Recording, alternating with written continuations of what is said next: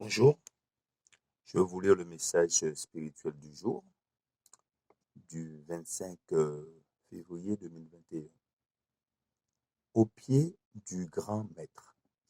Si quelqu'un est en Christ, il est une nouvelle créature.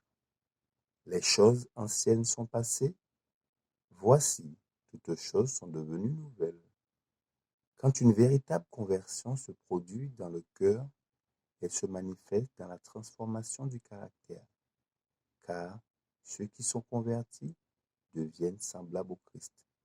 L'orgueil est banni du cœur et le péché paraît abominable.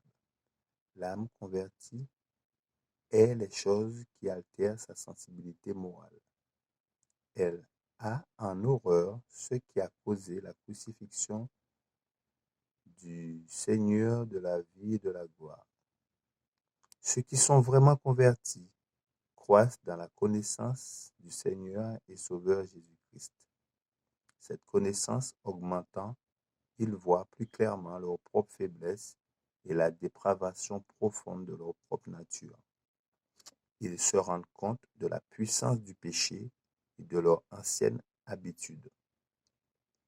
Journellement, ils ont le sentiment de leur incapacité à faire quoi que ce soit sans l'aide du Christ. Aussi, lui disent-ils, je dépose sur toi mon âme faible, je ne t'offre rien de ma main, simplement je m'attache à toi. Lorsque le pécheur contemple l'agneau de Dieu, il voit plus clairement les dispositions prises par Dieu pour ôter le péché du monde. Il discerne l'excellence et l'adaptation de l'esprit de grâce pour toute difficulté. Le mystérieux moyen pour ôter le péché, c'est le Christ. Il est lui-même une victime expiatoire pour nos péchés, non seulement pour les nôtres, mais aussi pour ceux du monde entier. Pour l'amour du Christ, le vrai chrétien ne se refusera pas au renoncement. Les enfants de Dieu sont des ouvriers actifs et non des serviteurs négligents. Il n'y a pas d'oisiveté dans la maison de Dieu. Chaque membre de cet édifice de foi se voit confier un travail. Élève à l'école du Christ, il apprendra à prier et à rendre son témoignage en étant un disciple vivant du Maître. Le croyant sincère sera diligent et étudiera constamment.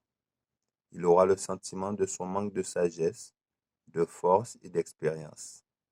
Il confiera sa volonté et ses intérêts aux soins du grand Maître. Je vous remercie de votre attention. C'était le message spirituel du jour, du 25 février 2021. Que Dieu vous garde et vous bénisse. C'est là ma prière pour vous. Je vous dis à bientôt.